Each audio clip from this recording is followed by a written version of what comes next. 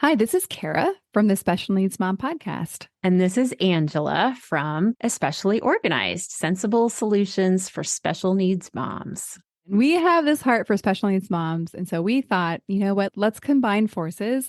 And we have come up with what we're calling the Purge Party. And you can pretty much guess what it is. It's a party where we're going to come together and we're going to purge or, in general, accomplish a goal, a small goal together. So we have set this for January 27th, starting at 8 o'clock for my Pacific Coast people, which means 11 o'clock for all of you on the East Coast. So this is an opportunity. If you have something on your to-do list that has just been stuck there and you are wanting to move it up on the list, you're wanting to tackle, maybe it's a space or an area of your home or a category in your home that has just needed a little time and attention. This is your opportunity for you to be online with us while you work and have access for us to help you answer your questions, help guide you, and just serve you for those 2 hours. Yeah, exactly. And I think you can tell like what we've designed is just this very high level of support for that project that you just haven't been able to tackle on your own. The thing that we are envisioning is that you get to leave this purge party feeling so accomplished because you did the thing. You started the year off getting that thing done that you were stuck on last year. And so it's a momentum builder, if you will. You can go ahead and sign up. We have a link ready for you. And we are offering this for $40 for the whole experience. Absolutely. And we hope you'll join us. I think it's going to be really fun. It's going to be a great group of moms of special needs kids. So we all get each other. We all have an understanding of what it's like to have something on our to-do list, but just we haven't been able to tackle it yet. So I hope that you will join us. We're super excited to bring this to you, and we are thrilled to work with you. All right. We'll see you all there.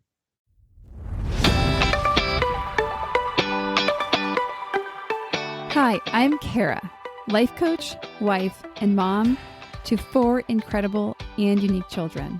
It wasn't all that long ago that my son received a diagnosis that had my world come crashing down.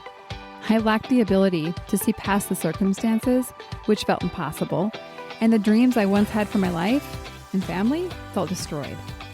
Fast forward past many years of surviving and not at all thriving, and you'll see a mom who trusts that she can handle anything that comes her way and has access to the power and confidence that once felt so lacking. I created the Special Needs Mom podcast to create connection and community with moms who find themselves feeling trapped and with no one who really understands. My intention is to spark the flare of possibility in your own life and rekindle your ability to dream. This isn't a podcast about your special needs child. This is a podcast about you. If you are a mom who feels anxious, alone, or stuck, then you are in the right place. Welcome. Hello and welcome back to the Special Needs Mom podcast. Well, I'll tell you what, I have been procrastinating recording this episode. And I'm here in front of the microphone. So today we're going to be talking about dealing with anxiety and the never-ending to-do list. Something I've noticed is actually the times I talk about anxiety and worry, things of that nature on this podcast, y'all really listen and like those episodes. So I thought, you know what? Talk more about the experience with anxiety. That's a good idea. So it's been on my mind. And this weekend, I returned back from a really amazing trip to Catalina Island. So I live down in San Diego, California, and there's this little island, couple miles, I don't know how many miles. It's like 30 miles off the coast.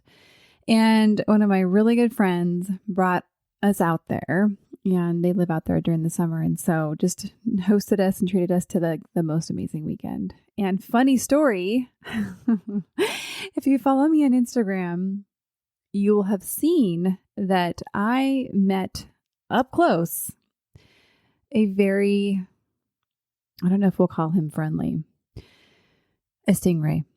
The stingray, who I call friendly, also very defensive because apparently the stingray thought I was a threat. And so he jabbed his little jabber into my foot. and did what stingrays do, and he stung me. I'll tell you what, that did hurt. And I have a pretty impressive gash on my foot. So impressive that I actually had to go. Like, my friend had to boat me all the way like 45 minutes because we were in a small cove. We had to go first swap boats, and then we had to go to another little island. I'm talking little. Like, there was like 2 people working at this little hospital kind of place to get some stitches because Mr. Stingray, like I said, he did quite a number on my foot. So anyhow, I am healing from that and kind of getting back from this really, really restful vacation. And so earlier this week when I returned, I also was transitioning because my husband is a school administrator and he was going back to work this Monday, which meant that my amazing, amazing help over the first part of summer was evaporating into thin air. And funny enough, I actually, if you remember back to the podcast about kind of supporting yourself for the summer, I talked very extensively about creating a plan that supports you. And I actually thought I had a really good plan. And some things in that plan fell through. And I thought I kind of had a backup plan. And it turns out it wasn't as good as I thought. So come Monday, I'm realizing, oh my gosh, I have 4 kids. I didn't have a full day of clients that day, but I had enough to where I was like, okay, like, how do I do it all? Like, I can't have these kids knocking on my office door every 5 minutes. And I can't just bail on my clients, or I don't want to do that. And so I started to feel like, whoa, we are feeling the anxiety. Like, boom, it is back. It is back. So I thought it'd be really good to talk about this today. And I'm going to kind of walk you through my thought process. I'm going to use just even my experience today as a way of, one, just giving you something to relate to, but also giving you some ways to actually help your brain navigate some of the things that could be causing your anxiety. And I want to put a little note in here because anxiety, I think, is a very big word. I don't know if that's the right way to say it. It's a word that actually, I don't even know if I 100% understand it because, you know, it's a medical diagnosis, right? And I think we use anxiety as a blanket term for not feeling well, or maybe even feeling stressed or overwhelmed, things of that nature. For me, my experience of anxiety is I just feel unable to focus, and I feel a lot of tightness in my chest to the point where it's actually kind of hard to take a breath, and I have to either like help my diaphragm along and also really focus on it. So naturally, it's not a very comforting feeling to not really be able to breathe. But I think what I wanted to actually put in here is what I'm talking about today is not necessarily the medical type of anxiety that you're going to want to go get support for because it's hereditary and medication can really, really help with a lot of aspects.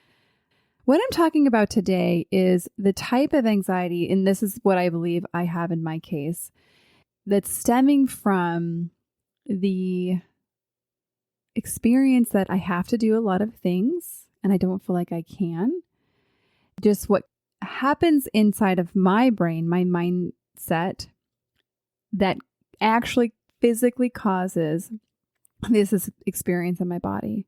So I want to just make sure that we're all on the same page, that this is not a therapeutic lens that we're looking at. This is a coaching lens. And so definitely consider that there's many different aspects and angles to approach anxiety. Okay, so with that in there, like I was saying, so my hubby went back to work and I'm noticing, wow, like I don't feel well. I feel like I was experiencing this like hard to breathe. So at the end of that day, I was talking to a girlfriend and she asked me a very simple question. It was a brilliant question. She said, "Why do you think you felt so anxious today?" And what's funny is, I mean, here I am, a life coach. It did not occur to me to actually ask myself that question. I think that's great. That's why we actually have coaches. or friends. She happens to be a coach as well.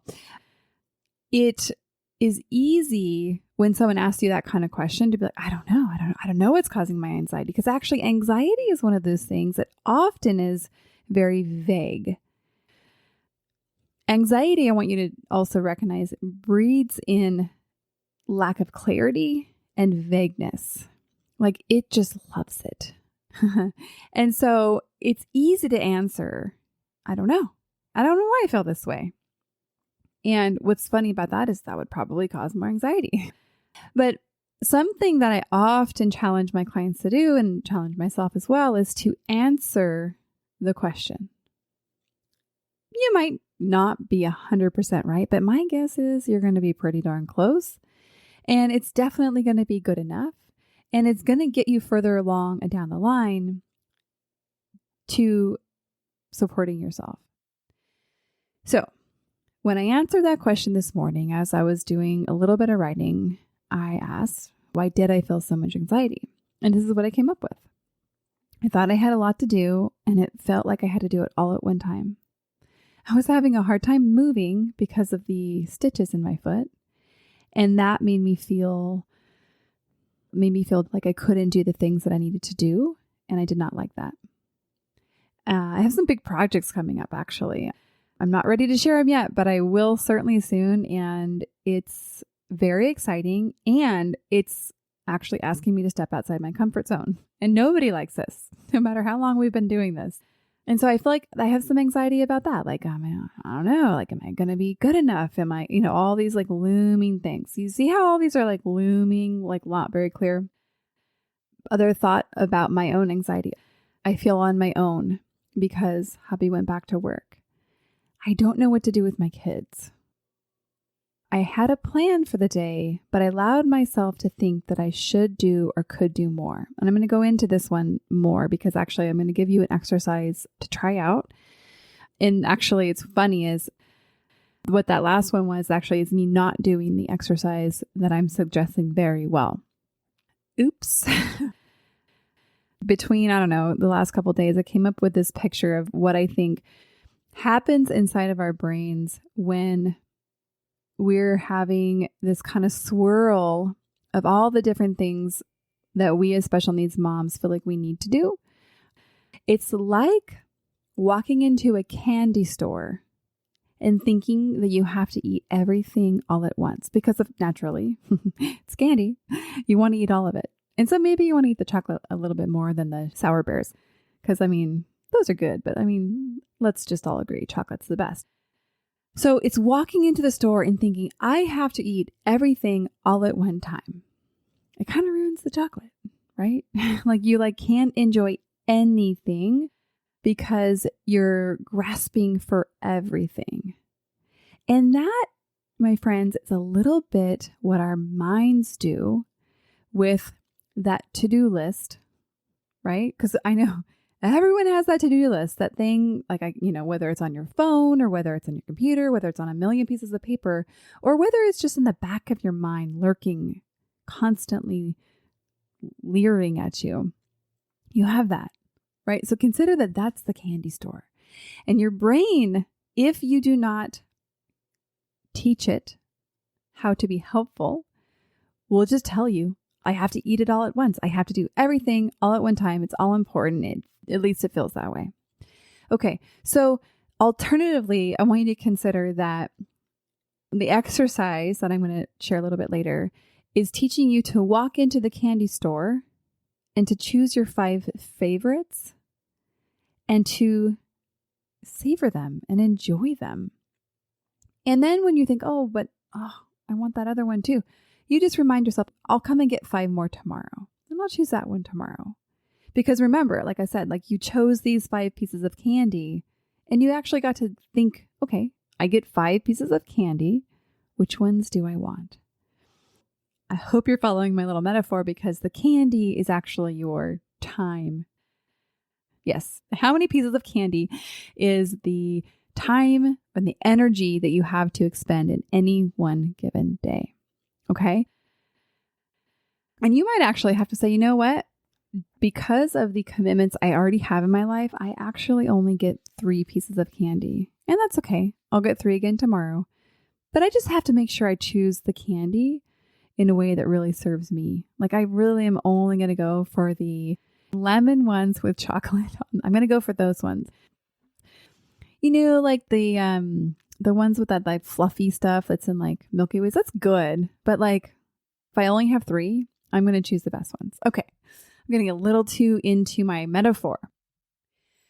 Like I said today, I was doing some writing actually about anxiety. And ironically, I started to feel anxious. I was like, okay, wow, I'm feeling like I have a lot to do today, a lot I want to do. And I just feel like I don't want to have the experience where I'm kind of like, for me, if you were to watch me when I was kind of feeling anxious, is you would see a lot of like half done projects. You would see not someone who was really able to be very present with anybody. You would see someone that maybe is more serious than any like lightheartedness. For me, that all stems from me kind of having that buzz of like, I have to do so much in the back of my brain. And that just happens to be my default. Like I wake up in the morning and my brain just goes to that place. And I've learned to recognize that that is just my brain's way of waking up. And I actually have to kind of talk it off of the cliff. I have to remind myself everything it's telling me is not actually true. And some days it's super easy. And like maybe some days it's like, I'm not even going to try. Like she knows we can't trick her anymore. But some days like today was a little trickier. So I noticed this happening. And I think I might even have talked out loud to myself. And I think at this point, hearing me talk about like me and my mind as like 2 different people, you're probably not surprised. I also talk audibly to myself. But I think I said something along like, okay, you have to, I don't know what I said, but basically like, okay, do your calendar, do your day. And so what this means is I literally plan every half-hour portion of my day and map it to the things that are really important to me that day. And so today, like the podcast, right? Remember how I said I was procrastinating? And so the hours that I had assigned to myself to do the podcast was between 5 p.m. and 7 p.m. because my husband was going to be taking some of my kid away so I could focus, right? Okay, so remember I said I was procrastinating. I was working on something, but it was not the podcast. And I started, I think, recording at like, I don't know, 6:30. So interestingly enough, because I'd given myself spacious time, I was fine. Back to kind of what I did for myself today. I'm going to explain the process that I did so that you actually have a tangible, actionable exercise to take away from this conversation. And actually, if you want me to send you the template that I use, just send me a quick email. You can find my information in the show notes and I'll send it. But really, it's very, very basic. It's an hour by hour piece of paper, and it has the top 3 things I'll do that day, like my 3 highest priorities. And then it has an area for like little tasks, like enter payroll for my assistant. So that detail is not as important as the bulk of the exercise. So don't get caught up on like the 3 big ones versus the smaller ones. And like I said, I'll send you my little template that I use. If that would be helpful to you, just let me know. So here's the exercise. You dump all the things that are in your brain onto paper. You write them with your own little hand, or if you really want to, you can type it on into something, but I think it works best if you can use your hand. You just write them all down. All the things that you feel like are important to do, all the things that you feel like you should be doing. That's a good one. All the things. And if you run your household, don't forget things like laundry, shopping, cooking, picking up stuff, right? Because we all know that takes time and energy. And then, of course, all the things like doctor's appointments and follow-ups and, you know, now this is occurring to me, and probably should be putting on my calendar and doing my son's at-home PT exercises because let's just be honest, that is quite an event these days because his willingness to do it is quite low. So I joked with his PT. I was like, it's kind of an all-family event when we do his PT exercises. It literally was. The whole family was trying to encourage Levi and like show him, okay, do it this way. And I'm laughing, but I wouldn't say that it was a fun experience. So back to the exercise. So you've done your brain dump, and if you haven't done this for like a really long time, or if you feel especially like I have a lot to do, this might take more than 5 minutes. But if you do this regularly, it honestly does not take very long. And in an ideal situation, you would be doing this like once a week and then like mapping your whole week. And in a future conversation, I'll teach you more about how to do that. But for now, we're going to just kind of do a brief overview because it's still very, very valuable. Just take a few minutes to write down all the things that you feel like you need to do. And quite honestly, for me, some of the things that were stressing me out is how to manage my children's meals tomorrow, because I do have a full day of coaching and I don't have a sitter besides my 14-year-old son, who is amazing, but you know, he's a 14-year-old boy. And so I want to make sure I set him up for success while I am away. And so that honestly was causing me a lot of stress because I don't want to put myself in the position where I'm worrying about it tomorrow, right? Okay, so I thought I'd worry about it today. You get your items down. You have everything. And firstly, you can actually look at the list and be like, okay, is there anything I actually just really don't need to do? Perhaps you were telling yourself that you really needed to do returns for something that you had purchased. And you realize, you know what? Like, I actually don't need to do that. I can actually ask my husband or my partner to do that. And so you can cross that off your list, or maybe, you know, make a note to like ask for help. But there's some things that you can actually just cross off the list. I did this the other day, actually, because we just got a new hybrid minivan. It's so exciting. So we need to sell our old beloved minivan. And I was worrying about it. Big surprise, right? And thinking, okay, I need to schedule the detailer, come clean this thing so that we can put it in a presentable situation to sell it. And I realized, you know what?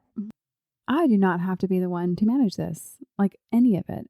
And so I just asked my husband, hey, husband, would you be willing to own this? And, you know, of course, like if you need help, I'm glad to help. But like, I really just am going to put this one off of my plate. And he was 100% willing. And so now my only job is to remember that it's on his plate and to not think about it when my brain wants to think about it.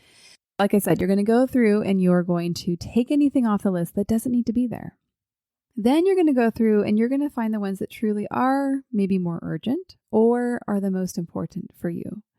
And then you're going to put them on your calendar for the day. So we're just doing this for the day. If you're doing it for the week, obviously you can do it a little bit larger scale. But for the day, you're going to find the most important things. And actually, I want to take one step back. First, you're going to put on any commitments or obligations that are already on there. So let's just say, I'll use my day as an example. We had physical therapy at 10 o'clock this morning. And so I needed a half an hour to drive him over there. And I needed a half an hour there. And I needed half an hour on the way back. So what I do in my calendar is I write in the physical therapy and then I block out the half an hour before and the half an hour after. And that includes that transition time. So I learned a long time ago, going to so many appointments, that when you're dragging along all these kids, you can't just like hop in the car like you did when it was just you. I'm sure you all have this figured out. It took me a while, but I learned that, oh my gosh, like this is so much less stressful if I like calculate in buffer time for my children to walk at the speed that my children walk, time for my children to think I forgot my water bottle, time for us to just kind of have margin. So that half an hour of travel time includes that margin. So I put those things in first, and I think I had another thing I needed to drop another child off to go see a friend. So I put that in, like those are locked in, like I have to do those at those times. And then I have everything else around it. So then what you're going to do is you are going to put in all the things you have to do today, right? So for me, what I put in was I needed to get dressed and I needed to like feed my children. So I put that in and I gave myself actually an hour to do that. Now, could I have gotten it done in a shorter amount of time? Certainly. But for me, I have learned that if I want to calm my brain down, that I need to give myself abundant time. If I try to squeeze everything out of every day, that it's just not helpful to me. Now, do I sometimes still try to squeeze more in than I should? Of course I do. That is why I have had to work and do this exercise over and over again. So you're going to start putting all the other things in. So let's just say your child's quite young and they need a lot of your attention, right? So during that time, when you are primary caretaker to your child, you probably won't have a lot of things scheduled during that time. You might have things like preparing food. You might have things like laundry, but you probably won't have a ton. Let's just say if you have to fill out some new medical forms that take a lot of focus, you probably won't have that during that time. Here's what's interesting is if you do try to actually double book yourself, we'll call that, that's when you're also going to experience really not enjoying your kids. Because when you're trying to do parenting on the side, it becomes really frustrating and really annoying because surprise, surprise, your child wants your attention. And so this doesn't go away actually when your children get older. I still find that if I am trying to focus deeply in a time where my children need my attention, that it usually ends up in a very annoyed mom. So I try to really reduce those opportunities. Now, I'm not saying that I don't work on little stuff here and there, but I'm talking about like deep focus or things that you truly can't do with your child saying, mom, mom, mom, mom, like that kind of stuff. So you're going to actually map your day down to the half an hour is my suggestion. And you're going to keep on going until you don't have anything left on your list or your day is filled. And here's where you really have to make some choices. It'll be making choices over and over again. My guess is you will have more things on your list than you had opportunities in your day. And if you're doing this for the week, you'll find that you actually can fit most of the things you need to get done in your week, yet there's always going to be that bigger looming project. What I want you to consider is that you can actually let the list stay there. And I'm not doing that list today. I'm only doing the things that I ask myself to do. The thing about planning your day this way is you have to be kind to yourself. Like I said earlier, I've learned to give myself margin because when I don't, it just does not help me. Like I'm saying, I happen to run a little anxious. So I have to really pay attention to how I am being with myself. And over and over and over again, I creep back in trying to edge toward, I can just add one more thing or thinking I could fit something more in. And so I'm always reminding myself, no, that's not helpful to you. And so like with today, with my calendar, what I did is I just got crystal clear on what I was doing today for certain and what I was not doing today. And so the things that I was doing today are 100% on my calendar, and I don't allow myself to add more to it because that's this never ending to-do list, right? So you all know the experience of like ending your day and not feeling accomplished and feeling like there is so much to do. That's just kind of mean to yourself. And so what I'm suggesting is to be kind to yourself through this exercise. So you have your calendar filled, your day filled, and you may have things still on your list. So like I said, you can toss the list and just actually say, okay, I'm going to do a new list tomorrow with the important things. Or it might be helpful for you to keep the list and say, okay, I'm going to continue crossing things off the list tomorrow, but I'm going to really remind myself that the only things I need to think about or put energy towards are the things that I decided I will do today. Remember the candy store. So the candies can all still be there, but you might have to remind yourself, no, I'm not going to have the gummy worm today. Maybe I'll have that next week. And that's fine. I'm really okay with having the 3 or 5 pieces of chocolate today. One of the things that can come up is you might say, well, Kara, like, I don't know how long this is going to take. Let's just say making a doctor's appointment. Some of you probably are laughing because you're like, oh, no, that takes like a half an hour to an hour these days. I know, you are right. But some of you are like, oh, just like 5 minutes. It's fine. And I think, honestly, I used to be the 5-minute camp. I'm like, it's just making a quick call, make an appointment, be done. But sure enough, every time it takes like a half an hour. It takes a lot of time to do these like very, very simple things.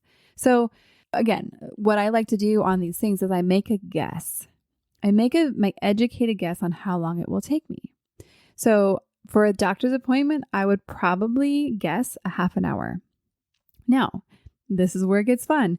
If I get that done in 15 minutes, then I have an extra 15 minutes that I can either rest or I can maybe fit something in from the list that I didn't put on the calendar. I can add something if I do have an opening.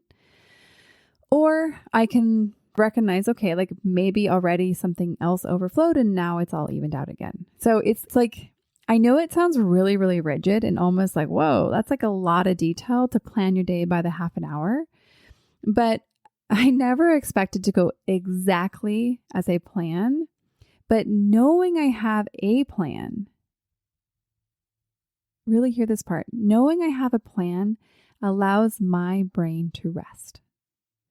Knowing I have a plan that works for me to accomplish the things that I've already decided are the most important for me for that day, it really works. So when you have this plan, your brain will still go into the pattern thinking. Some of the thoughts might be, I have too much to do, I don't have enough time, or something along those lines. And then you can say, wait a second, that's not true. I actually have enough time because I have it listed out on my paper. And I decided that it all worked because I only asked myself to do the most important things.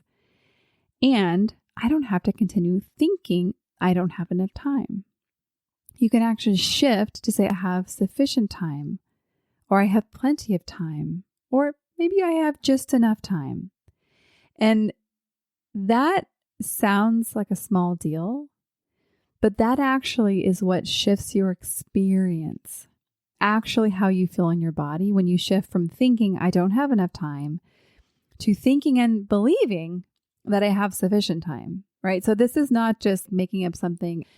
Because you have this plan, you have this thing, it's easier for your brain to believe this new thought that you have sufficient time. So something I want to add here is my most favorite part of this practice, this exercise, is that for those of you that struggle with play and or rest, like having fun and being in a place of peace when you're doing things that aren't kind of task or doing related, this is so helpful. And so when you map in, like on your day, okay, this is the time where I'm just being with my children, or in the evening, maybe this is the time where I'm just hanging out with my family, or this is the time where I'm taking a long bath and showering. Then when your brain goes into the automatic and habitual thinking of you're not doing enough, you should be working now, then you can be like, nope, actually, I already decided that I'm resting here. Like I'm doing the right thing. And I'll tell you this, your brain loves thinking things like I'm doing it right. And so this is really funny how you recognize that you have these automatic ways of thinking like you're not doing enough. But then when you question it, when you kind of hit the pause button, say, wait a second, is that really true? This is something that you learn to do over time, that you can actually retrain or almost like correct your brain. Be like, no, that's not correct. That is what I want to leave you with. That's the exercise that I want to leave you with. And it helps so much. I'll say this. And coming from someone who's used it a lot for years and years, it is something that I constantly have to remind myself to do. Like I said earlier in the episode here, I didn't do it well on Monday. I left those vaguenesses in. I allowed myself to think maybe I'll get more done than I actually can. And I kind of allowed some things to loom out there. And that's fine. You're going to probably do the same thing. But then I really want to challenge you to really be clear, be crystal clear with yourself. The kind of clarity that I'm looking for is that if I picked up this piece of paper that you've used to plan, that I would know exactly what you're doing and when you're doing it. That you wouldn't have any extras in the back of your mind that you held on to. All right. Well, I think you have gotten the idea. And if you have any questions, I'm here for you. I would love to hear from you. Please consider this an invitation to reach out, say hi, tell me what you learned, tell me if this was helpful and just the experience that you had as you applied it. Something that I'm excited to introduce actually is way back in the earlier part of this year, I thought I was going to have the bandwidth to have a community group that goes alongside this podcast. And so I opened it for a hot little bit, and I quickly learned that I did not. I went back into the season where I was really in an intense season supporting my son through his cancer journey. And so I just allowed myself to press pause and say, okay, I'm not ready for that right now. But as of this week, we are coming back in. And so I'm changing it up a little bit. I'm actually going to be hosting it in Facebook. I learned that I think it's just a little bit more accessible. And so I'm going to be hosting in Facebook, and it's free, right? And so this is going to be a place where we connect, we get to meet each other, we get to talk about the episodes, we get to have fun, we get to be serious and be like, okay, what's not going well? And like, we get to help each other. So this is going to be a place where I also have a vision of bringing in past guests or even maybe the guest of the week, and we can actually have some interaction with guests. And I think that would be really, really fun to kind of build some interaction. I know that I'm missing that a little bit lately. So I'm excited to put this into place now as we are transitioning back into beginning of school year time and that kind of thing. So the link to request to join that is going to be in the show notes. So you just find that real quick. And there's just a couple quick questions to get into the group so we can make sure that it maintains a pure and safe space. And then you'll be in. Like I said, it's free, and I really hope to see you there. With that, we will see you on the next episode. Bye for now.